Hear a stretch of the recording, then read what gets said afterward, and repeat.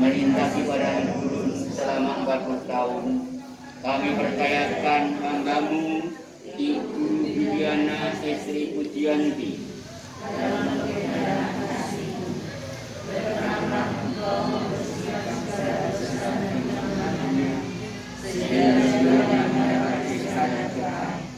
kami mohon berkorban bagi semua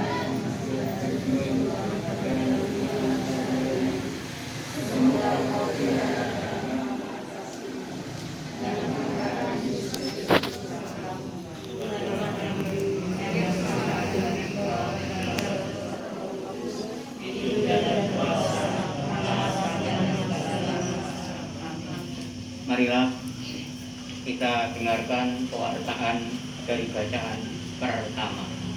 Monggo. Bacaan dari kitab Ramalan. Saudara-saudari, tidak berkesudahan kasih setia Tuhan, tidak habis-habis rahmat-Nya, selalu baru tiap pagi, sungguh besar kesetiaannya. Tuhan adalah bagianku, kata jiwa. Oleh sebab itu, aku berharap kepadanya. Tuhan adalah baik bagi orang yang berharap kepadanya, bagi jiwa yang mencari Dia. Adalah baik menantikan pertolongan Tuhan dengan tenang. Demikianlah sabda Tuhan. Mazmur tanggapan dengan refren, berbahagialah orang yang menaruh kepercayaan pada Tuhan. Berbahagialah orang yang menaruh kepercayaan pada Tuhan. Berbahagialah orang yang tidak berjalan menurut nasihat orang fasik, yang tidak berdiri di jalan orang berdosa, dan yang tidak duduk dalam kumpulan kaum pencela, tetapi yang kesukaannya ialah hukum Tuhan, dan siang malam merenungkan. Berbahagialah orang yang menaruh kepercayaan pada Tuhan. Ia seperti pohon yang ditanam di tengah yang menghasilkan buah dan daunnya tidak kering. Apa saja yang diperbuatnya berhasil. Berbahagialah orang yang menaruh kepercayaan pada Tuhan. Tuhan beserta kita sekarang dan selama-lamanya. Inilah Injil suci Tuhan kita Yesus Kristus menurut Matius. Ya Tuhan. Pada suatu hari bersabdalah Yesus, Aku bersyukur kepadamu ya Bapa, Tuhan langit dan bumi, karena semuanya itu Kau sembunyikan bagi orang bijak dan orang pandai, tetapi Kau nyatakan kepada orang kecil. Ya Bapa, itulah yang berkenan kepadamu. Semua telah diserahkan kepadaku oleh Bapakku, dan tidak ada seorang pun mengenal anak selain Bapa, dan tidak seorang pun mengenal Bapa selain anak, dan orang yang padanya anak itu berkenan menyatakannya. Marilah kepadaku semua yang letih, lesu, dan berbeban berat. Aku akan memberi kelegaan kepadamu. Pikulah kuk yang kupasang dan belajarlah padaku, karena aku lemah lembut dan rendah hati, dan kamu akan mendapat kelegaan bagi jiwamu. Sebab kuk yang kupasang itu enak dan bebanku pun ringan. Berbagailah orang yang mendengarkan sabda Tuhan dan tekun melaksanakannya. Sabdamu adalah jalan kebenaran dan kehidupan.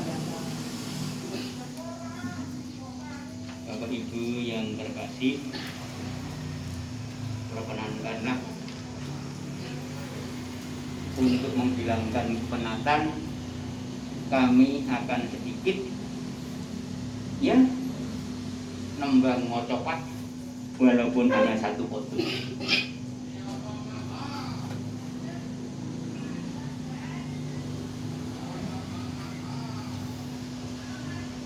Dalam nama Bapa, Putra, dan Roh Kudus. Seda iki soan ing ngarsa Gustimu jangkep kawan dosa pinsoan nyon derek Gusti kanthi iman Ibu Estri minggah swarga. Itulah satu foto tembang pocong mengenai orang yang meninggal. Ibu, bapak, dan saudara-saudara yang terkasih dalam Kristus, pada hari ini kita berdoa untuk saudara kita, Ibu Estri Bibiana Estri Pujianti. Dimana ibu kita ini, saudara kita ini, yang telah dipanggil Tuhan 40 hari yang lalu.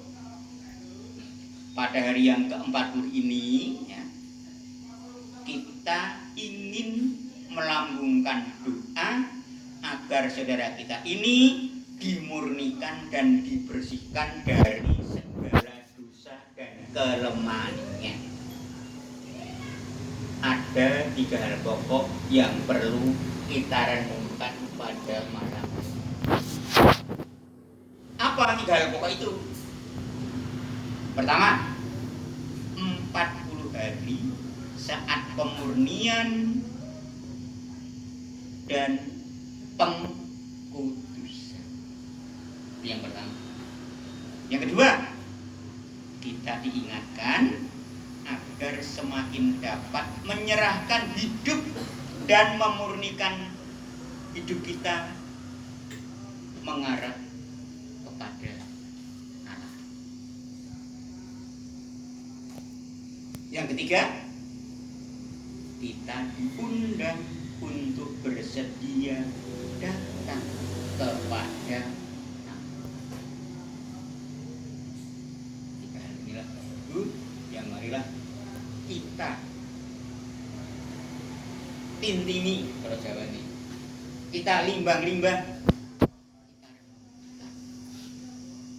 karena yang selama ini sing menjadi berikut sesuk jangan opo sesuk sing bangkit. Pikiran kita arah ketiga hal ini, itu pemurnian dan pengkudusan. Kita diundang untuk bisa mau datang pada Allah dan mengarahkan secara garis besar seperti itu. Nah, sekarang bagaimana penjelasannya, penguraiannya meskipun secara singkat? Penjelasannya seperti ini Bapak Ibu. 40 hari adalah saat pemurnian bagi saudara kita Ibu Bibiana Estri Pujianti yang dipanggil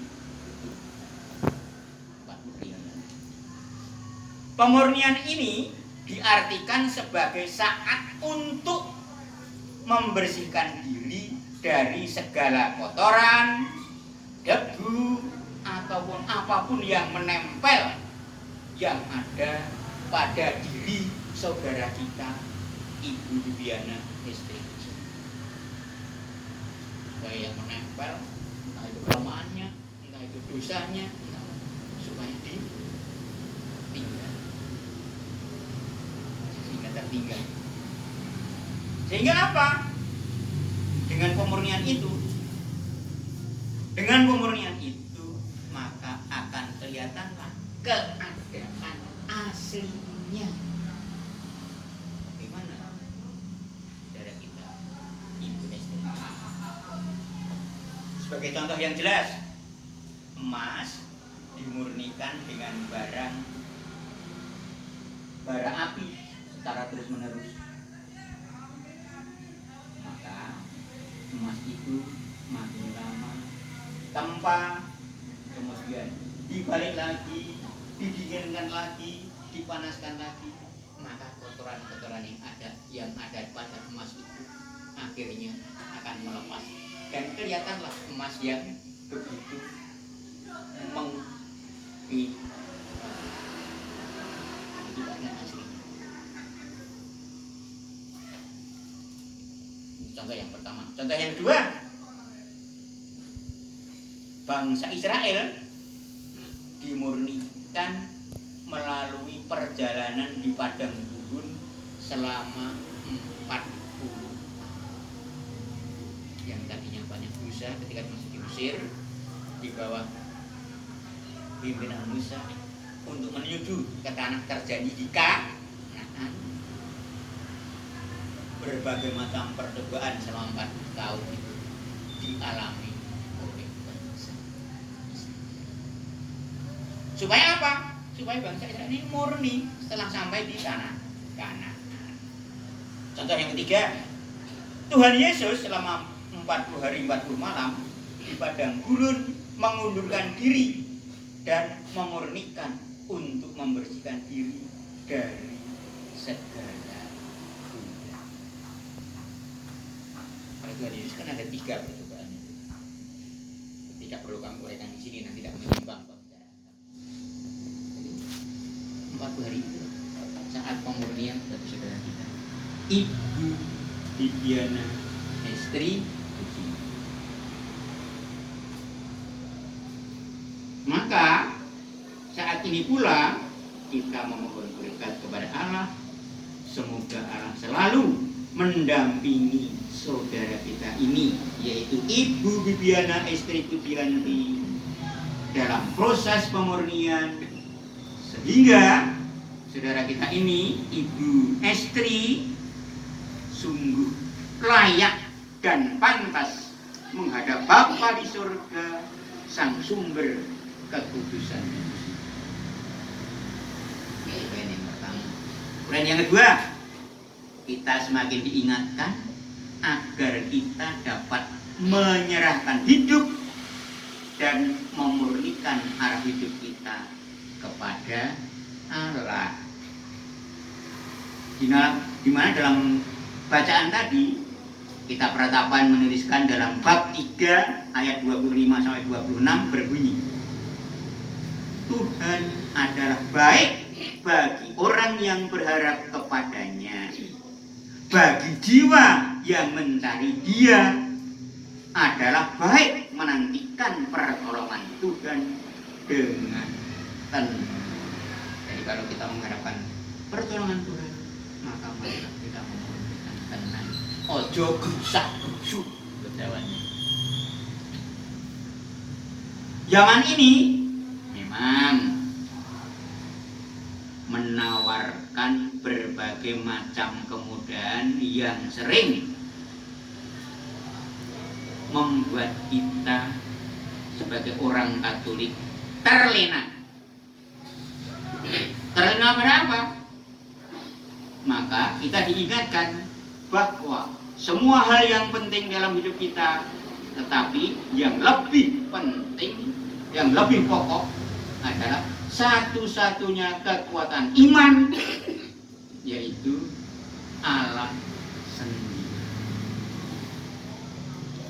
Maka meskipun dalam perkembangan zaman yang begitu maju, begitu modern, perangkat-perangkat kita sudah banyak kita gunakan, tapi beriman pada Tuhan, beriman pada Kristus, janganlah hal ini sampai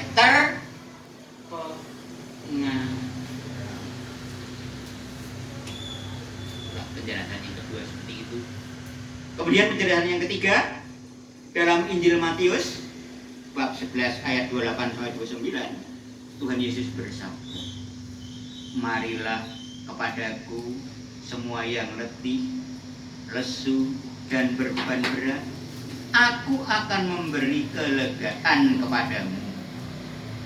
Pikulah kuk yang sepasang dan belajarlah padaku, karena aku lemah lembut dan rendah hati, dan kamu akan mendapatkan kelegaan bagi jiwa.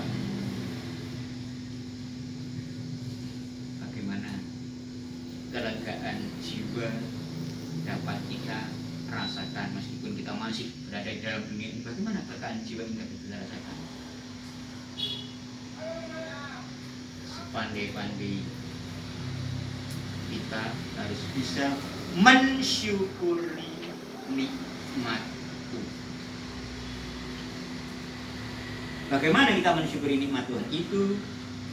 Kita mempergunakan apa pemberian Tuhan sesuai dengan segala kehendaknya dan sesuai dengan kemampuan kita. Itulah cara mensyukuri.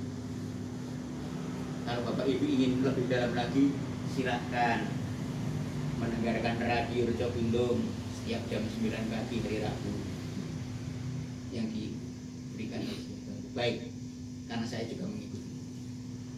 Termasuk di antaranya dalam pemilu ini pun unsur-unsur semacam itu kita masuk. Nah, sehingga kita dapat menemukan kelegaan jiwa. Dari sabda itu kita diundang untuk apa? Untuk datang kepada Tuhan Yesus. Dan masing-masing dari kita memiliki beban yang berbeda satu dengan yang lain.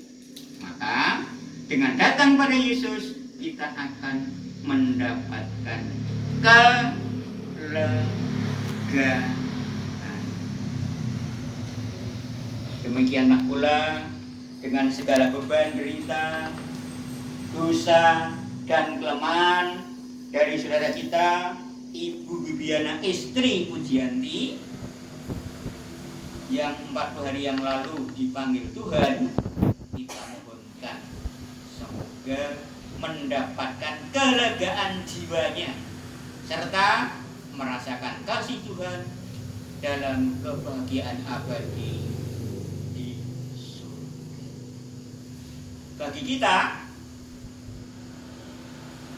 dan keluarga besar Bapak Muharjono, kita berdoa pula semoga semakin memurnikan hati dan budi agar berani datang pada Tuhan Yesus untuk mendapatkan kelegaan bersama Kristus Tuhan kita. Kemuliaan pada Allah Bapa, Putra dan Roh Kudus. Terima kasih. Semoga